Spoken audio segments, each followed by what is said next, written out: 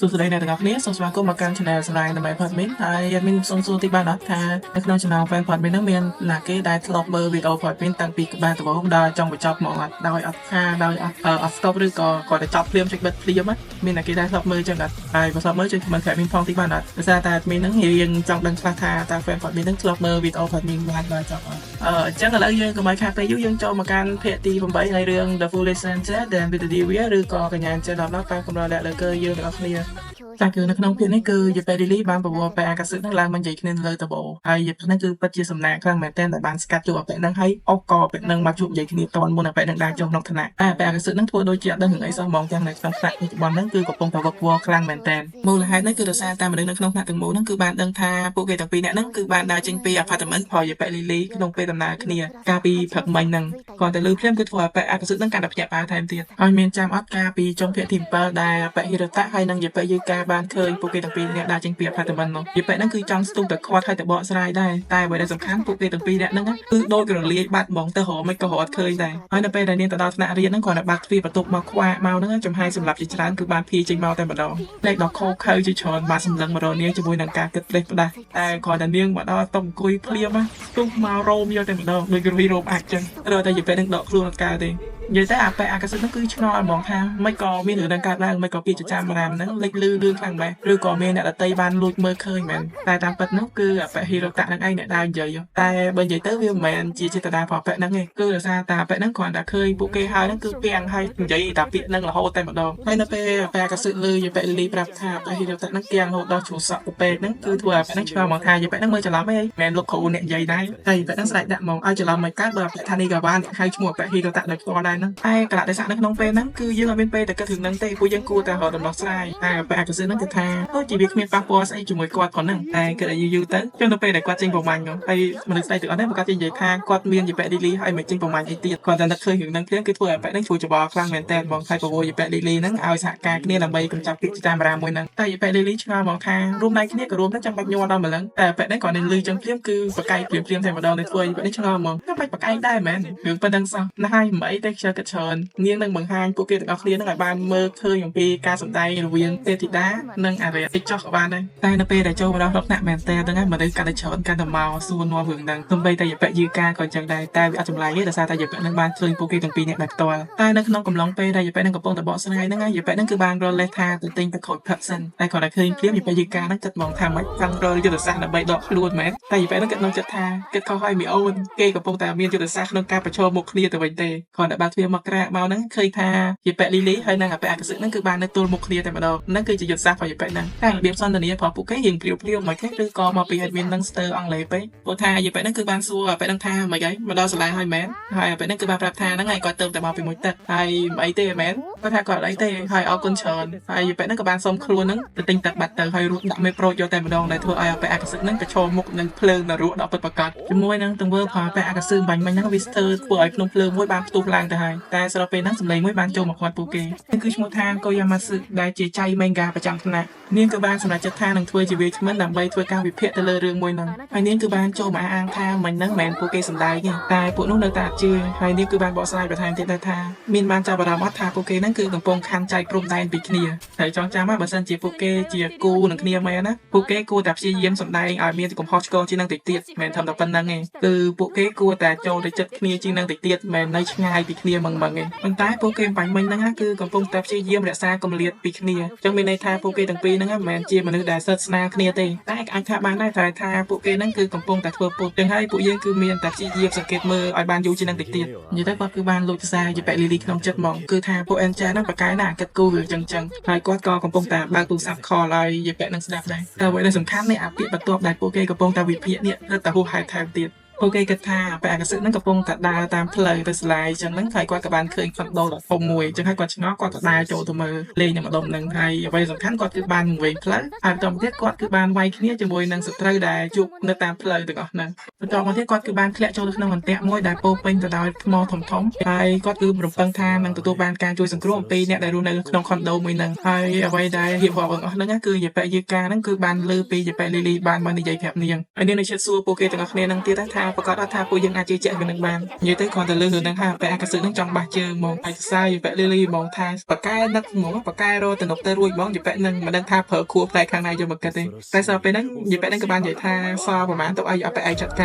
រនិយាយលយទៀតកូនហ្នឹងតែបែយូកាគឺអត់ជឿមកសម័យហ្នឹងហើយនៅមានដៅថ្មណាឲ្យធ្លាក់ទៀតដល់ពេលហ្នឹងបែអាកាសហ្នឹងគឺបានស្ទុះទៅមករួចដើម្បីឲ្យលាស់ក្អែថាមើលនេះកតិចដីពីក្អែរបស់គាត់ច្រើនណាស់ហើយគាត់តែឃើញព្រាមពួកគេគឺជឿស្លង 100% តែម្ដងហើយស្រាប់ពេលហ្នឹងបែថានីកាវ៉ាហើយនិងបែហ៊ីរ៉ូតាហ្នឹងក៏បានចូលមករាក់ទាក់បែអាកាសដែរហើយគាត់តែឃើញព្រាមបែអាកាសបានជឿជាក់មកថាបែលីលីពិតជាអត់កុហកគាត់មែនកាត់ចូលមកដល់ម៉ោងបាយវិញពួកគេទាំង5នាក់ហ្នឹងគឺបាយជុំតុគ្នាតែម្ដងនិយាយទៅបែយូកាហើយនិងបែថានីកាវ៉ាគឺបានគិតដូចគ្នាថាបែហ៊ីរ៉ូតាមុនហ្នឹងគឺចាស់ខ្លាំងមែនតើចាស់ឡើងដោយលោកគ្រូស៊ីរ៉ូមូរ៉ាអញ្ចឹងដែលជាគ្រូបន្ទប់ថ្នាក់របស់ពួកគេគ្រូបាឆោតែបើនិយាយពីមូលហេតុដែលពួកគេទាំង5នាក់បាយជុំតុគ្នាវិញគឺបែយូកាហ្នឹងជាអ្នកគម្រាមបែលីលីហើយបែលីលីហ្នឹងគឺមានអារម្មណ៍អត់ស្ដាប់សោះហ្មងមិនដឹងថាបែយូកាហ្នឹងមានកម្រងអីទៀតហើយតែបើមើលទៅការបែអាកាសវិញគឺញ៉ាំបាយធ្វើម្ដងបងទៅធ្វើឲ្យបែលីលីហ្នឹងគឺមើលចិត្តខ្លាំងហ្មងស្រាប់ពេលហ្នឹងបែយូកាចាប់ផ្ដើមចេញប្រតិបត្តិការហើយសិតតែមកសុំទោសបែលីលីដែលបានជួយមុនហ្នឹងហើយយកមកហូបខ្លះយកទៅបញ្ចុះបែហ្នឹងតែនៅពេលដែលបែថានីកាវ៉ានិយាយថាជារូបភាពដ៏កម្រហ្នឹងហើយបែអាកាសចាប់ផ្ដើមមើលបែយូកាបានសួរហ្មងថាម៉េចអាកាស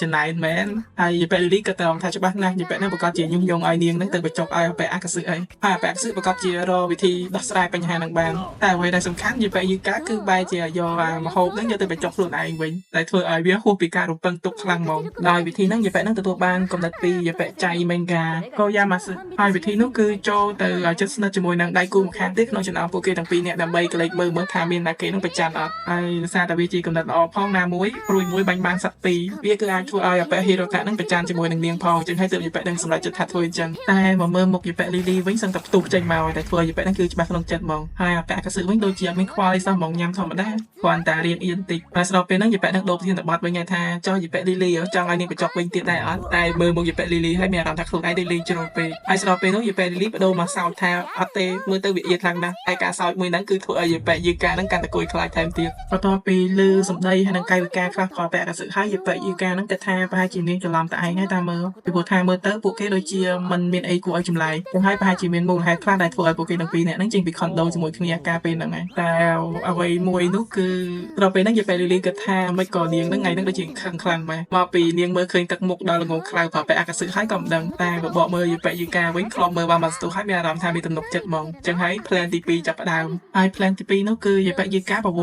បែអាកាសហ្នឹងចេញដែតថ្ងៃចុងសប្តាហ៍ហ្នឹងគាត់ថាអូខេភ្លាមយើងកាត់ចូលមកដល់ចុងសប្តាហ៍ភ្លាមហ្មងតែធ្វើឲ្យបែអាកាសហ្នឹងឆ្ងល់ខ្លាំងហ្មងថាបែហ្នឹងមានកម្រងធ្វើស៊ីគាត់អីមែនតែបែហ្នឹងក៏បកស្រាយប្រាប់ដែរថាមិនបាច់ចង់ខ្វាយខ្វល់ច្រើនទេនាងគឺគ្មានកម្រងទេគ្រាន់តែចង់ចេញដែតជាមួយគាត់គាត់តែលើភ្លាមបែអាកាសហ្នឹងគឺអៀនភ្លាមហ្មងហើយភ្នែកមិនដឹងទៅស្លឹកមើលកន្លែងណាទេឡើងភីភីហ្មងនិយាយទៅជឿគេស្លុបហ្មងហើយណាមួយក៏វាល្អម្យ៉ាងដែរដោយសារតែគាត់នឹងបាច់ចាំទៅចេញប្រមាញ់រយៈជាមួយបែលីលីហើយបើកន្លែងមើលពីត្រៃមកខាងទៀតវិញគឺមានឆ្អឹងទទឹងកខ្លះកំពុងតែលួចលើមើលគេហើយបើអ្នកខ្លះវិញប្រច័ណ្ឌរហូតដល់ថ្នាក់ច្បាច់ជាងហាងគេដល់ប្រេះបាយតិចតិចអស់ហើយនិយាយទៅនាងគឺមើលចិត្តខ្លាំងហ្មងថាបែហ្នឹងមិនក៏ល្ងងខ្លាំងម៉េចអត់ដឹងទេឲ្យថាបែយូកាកំពុងតែមាន plan ធ្វើស៊ីពួកគេទាំងពីរនាក់ចឹងហើយនាងគឺត្រូវតែមកមើលជៀសវាងមានបញ្ហាអីបែហ្នឹងរកវិធីដោះស្រាយតាន់តែស្របពេលហ្នឹងបែថានីកាវ៉ាបាននិយាយថាមើលទៅវាគិតជាគួរឲ្យចាប់អារម្មណ៍មែនហើយគាត់គឺអត់នឹកស្មានទេថាបែហ្នឹងមកអញ្ជើញគាត់មកមើលដែរហើយបែហ៊ីរ៉ូតាវិញគឺជាកង់សកួរការពារមានបញ្ហាផ្សេងៗកើតឡើងតែបែហ៊ីរ៉ូតាហ្នឹងគឺតែទិញថាបែលីលីហ្នឹងបានដែតមួយគាត់តែនិយាយច្បាស់នាងគឺមិនមែនមកលឹបមើលទេវាគឺជាបេសកកម្មនិយាយទៅបែលីលីយកពួកគេទាំងពីរនាក់ហ្នឹងមកហ្នឹងគឺដើម្បីទប់សកួរការពារបើសិនជាត្រូវបែយូកាចាប់បានហ្នឹងនាងគឺមានលេសហើយណាមួយបើសិនជាយកតែបែហ៊ីរ៉ូតាមកប្រកាសជាពួកហ្នឹងគិតថានាងដែតជាមួយបែហ៊ីរ៉ូតាអីចឹងថែមកថានីកាវ៉ាមួយទៀតដើម្បីការពារនិយាយទៅបែថានីកាវ៉ាហ្នឹងគឺជាជំរឿបន្ទាប់បន្សំតែចំណុចអាកន្លែងជំរឿបន្ទាប់បន្សំហ្នឹងហើយបែហ្នឹងច្រឡំនិយាយលឺដែលធ្វើឲ្យបែថានីកាវ៉ាហ្នឹងលឺដែរស្អីគេខ្ញុំហ្នឹងជំរឿបន្ទាប់បន្សំមែនតែបើនិយាយចឹង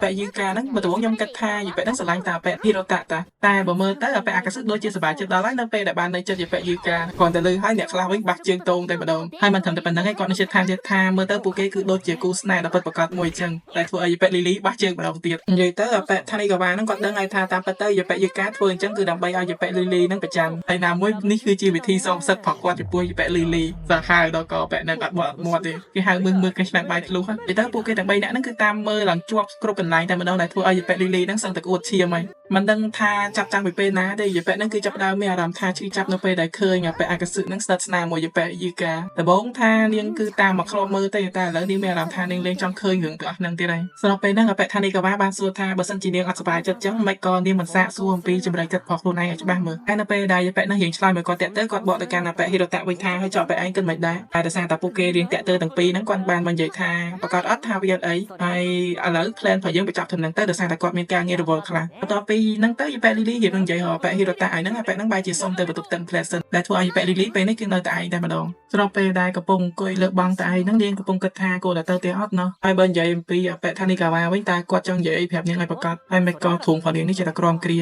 ឬក៏អាប៉ែហ្នឹងចង់ប្រាប់ថានាងគឺកំពុងតែប្រច័ណ្ឌមែនទេតែនាងគឺបានច្បាស់ខ្លួនឯងហើយថានាងគឺអត់ទេតែគិតយូរទៅមានអារម្មណ៍ថាដូចជាប្រច័ណ្ឌតិចតិចដែរនិយាយទៅកំពុងតែអត់ច្បាស់ជាមួយអារម្មណ៍ខ្លួនឯងផងស្របពេលហ្នឹងយាប៉ែយឺកាបានហៅអាប៉ែអាកាសឹឯងខំពេកណាស់បែរជាមកជួបណាស់ឥឡូវស្លន់ស្លោរកន្លែងគាត់ឃើញមានតែហក់ចូលទឹកហើយអ្វីដែលចង្រៃជាងនឹងទៅទៀតនោះគឺពួកគេទាំងពីរនាក់ហ្នឹងបានមកអង្គុយចំមកកន្លែងយាប៉ែហ្នឹងហក់ចូលទឹកនឹងទៀតដែលធ្វើឲ្យយាប៉ែហ្នឹងទៅណាបានមានតែសង្ងំនឹងស្ដាប់ពួកគេនិយាយគ្នាអ្វីដែលសំខាន់ពេលនេះយាប៉ែយឺកាចូលធានបတ်ហើយគឺសួរអាប៉ែអាកាសឹពីយាប៉ែលីលីគិតថាយាប៉ែហ្នឹងខ្ជូតអត់នៅពេលដែលអាប៉ែហ្នឹងយល់ស្លោយាប៉ែលីលីគឺរៀងអៀនហើយដល់ចិត្តសួរថែមទៀតដែលធ្វើឲ្យយាប៉ែលីលីរត់តែអៀនថែមទៀតបានតែប៉ុណ្្នឹងឯងយាប៉ែយឺកានៅចិត្តសួរទៀតថាតើគាត់ចាប់អារម្មណ៍យាប៉ែលីលីហ្នឹងថងចំណុចណាហើយតើគិតថាយាប៉ែលីលីហ្នឹងគួរឲ្យតាក់ទាញហ្នឹងថងចំណុចណាទៀតនៅពេលដែលឃើញអាប៉ែអាកាសឹគិតយ៉ាងម៉ត់ចត់ចឹងគឺធ្វើឲ្យយាប៉ែយឺការៀងបញ្ឈប់ការលេងសើចតិចតួចដែរមកតាមមើលអាប៉ែអាកាសឹម្ដងនិយាយទៅគាត់គិតថាទោះបីជានាងគឺជាសត្រូវរបស់គាត់ក៏ដោយតែយ៉ាងណាគាត់ត្រូវស្មោះត្រង់ជាមួយនឹងអ្វីដែលនាងបានធ្វើហើយគាត់បាននិយាយប្រាប់ថាយាប៉ែលីលីគឺជាមនុស្សស្រីដ៏រឹងមាំម្នាក់មិនត្រឹមតែប៉ុណ្្នឹងទេនាងគឺមានគោលដៅច្បាស់លាស់ក្នុងជីវិតហើយនាងគឺព្យាយាមយ៉ាងមុតមាំដើម្បីសម្រេចគោលដៅរបស់នាងហើយស្របពេលហ្នឹងគាត់គិតក្នុងចិត្តបន្តិចថាគាត់គួរតែបន្ថែមពាក្យថានាងណាគឺក៏ដៃខ្វាយខ្វល់ទេថាអ្នកដតីគិតថានាងគឺជាអ្វីឬក៏ជាមនុស្សរបៀបណាហើយគាត់ក៏បានប្រាប់យាប៉ែយឺកាទៀតដែរថាគាត់គិតថាយាប៉ែលីលីគឺជាមនុស្សល្អក្នុងចំណោមទេពអប្សរទាំងអស់អាហ្នឹងគឺជាអ្វីដែលគាត់គិតក្នុងចិត្តណាតែយាប៉ែយឺកាបាននិយាយថាអាល្អហ្នឹងណាគេក៏ដឹងដែរតែហើយណាគាត់គឺបានគិតយ៉ាងម៉ត់ចត់ដែរមុននឹងនិយាយអាកន្លែងហ្នឹងគឺគេមានស្មានដែរណាហើយស្របពេលដែលគាត់កំពុងតែឆ្លោះគ្នាពីអ្នកយាប៉ែយឺកានោះគឺយាប៉ែលីលីកំពុងតែដួលសន្លប់ក្នុងទឹកបែកអៀនខ្លាំងពេកហើយក៏មិនដឹងពេលបានក្រាស់ប្រសើរអញ្ចឹងណាហើយឥឡូវនេះចូលដល់សំណួរសំខាន់ម្ដងអាប៉ែអាកាសឹហ្នឹងមានដែរគិតថាចង់ដែលជាមួយនឹងយាប៉ែលីលីអត់ហើយមូលហេតុដែលយាប៉ែយឺកាសួរអញ្ចឹងគឺដោយសារតែមើលឃើញទង្វើខ្លះរបស់គាត់ហើយនៅពេលដែលប៉ែអាកាសឹឆ្លើយនោះគាត់គឺគិតថាវាមិនអាចទៅរួចទេពួកគេទាំងពីរហ្នឹងគឺមិនអាចមានថ្ងៃហ្នឹងជាដាច់ខាតវាពិបាកនឹងការបកស្រាយតិចតួចដែរតែគាត់គឺមានផែនការផ្ទាល់ខ្លួនរបស់គាត់ខ្លះនិយាយទៅចម្លើយមួយហ្នឹងគឺមិនមែនតែធ្វើឲ្យយាប៉ែយឺកាគៀងទេសូម្បីតែយាប៉ែលីលីដែលស្ដាប់នៅខាងក្រោយហ្នឹងក៏គៀងខ្លាំងដែរគឺខូចចិត្តខ្លាំងហ្មងហើយប៉ែអាកាសឹហ្នឹងបានគិតក្នុងចិត្តដែរថាទោះបីជាពួកគេមានអារម្មណ៍ចំពោះគ្នាខ្លាំងយ៉ាងណាក៏ដោយក៏ពួកគេហ្នឹងច្បាស់ណាស់គឺជាសត្រូវនឹងគ្នាចឹងហើយវាគឺអត់អាចទៅរួចទេហើយគាត់ក៏ព្យាយាមដាស់តឿនខ្លួនឯងបន្ថែមដែរនិយាយទៅវារៀងចម្លែកតិចដែរដោយសារតែយាប៉ែយឺកាហ្នឹងរំពឹងថាគាត់នឹងនិយាយថាស្របពេលហ្នឹងសម្លេងមួយបានលឺឡើងហើយប៉ែអាកាសឹគិតថាវាប្រហែលជាខុសអីហើយស្របពេលហ្នឹងគាត់បានទៅឃើញប៉ែហីរ៉ូតាបន្ទាប់ពីសំណេះសំណាលមួយប៉ែហ្នឹងបានមកស្ទុះយាប៉ែយឺកាបានចាប់អារម្មណ៍ថាអញទឹកពីរដបហ្នឹងទៅឲ្យពីណាគេតែប៉ែហីរ៉ូតាហ្នឹងគឺឆ្លើយទៅញ័រមកថាឲ្យយាប៉ែលីលីអត់ទេប៉ែថានេះក៏វ៉ាហើយគាត់ទៅលឺភ្លាមយាប៉ែហ្នឹងគឺឆេះដុំខ្លាំងហ្មងស្អីគេហ៊ាននៅពីក្រោយខ្នងនាងទៅរញ៉េរញ៉ៃជាមួយនឹងយាប៉ែលីលីផងតែប៉ែហីរ៉ូតាហ្នឹងក៏នៅជឿប្រកែកដែរថាមុនហ្នឹងប៉ែថានេះក៏វ៉ាហ្នឹងក៏មកដែរតែយាប៉ែហ្នឹងកើតខ្វល់ទេត្រៀមនឹងកំតិចខួរប៉ែហ្នឹងចោលតែម្ដងស្របពេលដែលប៉ែក៏សឹកកំពុងគិតថាតែយាប៉ែលីលីមកដែរហើយស្របពេលហ្នឹងយាប៉ែយឺកាបានសុំខ្លួនទៅមុនជាមួយនឹងប៉ែហីរ៉ូតានិយាយទៅគឺអស់កប៉ែហ្នឹងជាមួយនឹងបលាយកយកតែម្ដងបាទអញ្ចឹងសំឡេងទឹកមុនហ្នឹងគឺកាត់ចូលមកដល់យប់ឡើងបន្ទាប់ពីត្រាំទឹករយៈពេលយូរពេកអញ្ចឹងហើយឥឡូវនេះប្រាស្រ័យបានសម្រេចចឹងហើយនាងគឺមានតែសម្រេចចិត្តដេកឲ្យបានលឿនជាងមុនបន្តិចតែស្របពេលហ្នឹងនាងនៅតែគិតដល់សម្ដីផលប៉ែអាកាសឹមុនហ្នឹងអញ្ចឹងថាពួកគេទាំងពីរនាក់ហ្នឹងគឺគ្មានផ្លូវទេដោយសារតែពួកគេហ្នឹងកើតមកគឺតម្រូវជាសត្រូវនឹងគ្នានៅក្នុងកំឡុងពេលដែលនាងគេងទាំងក្តៅខ្លួនហ្នឹងគឺធ្វើឲ្យអាយ៉ងរបស់នាងហ្នឹងបានចេញមកម្ដងទៀតហើយអញ្ចឹងហើយសម្រាប់ថាភាគទី8របស់យើងក៏បានចប់ត្រឹមហ្នឹងហើយពិតជាអរគុណអ្នកទាំងអស់គ្នាខ្លាំងមែនទែនសម្រាប់ការគាំទ្រហើយបើសិនជាចូលចិត្តគឺកុំភ្លេចជួយចុចមេដៃឲ្យម្នាក់មួយផងកុំភ្លេចជួយចុចមេដៃឲ្យadminគ្រប់វីដេអូមកណាគឺចុច like អត់យក unlike ទេប្រាប់ហើយបើសិនជាអត់តបាន subscribe ទេគឺកុំភ្លេចជួយចុច subscribe ឲ្យម្នាក់មួយផងហើយកុំភ្លេចចុចរូបសញ្ញាកណ្ដឹងដើម្បីទទួលបានវីដេអូថ្មីៗផងadminពិតជាអរគុណច្រើនណាស់មែនទែនសម្រាប់ការគាំទ្រផងអ្នកទាំងអស់គ្នាជំរាបលាបាយបាយ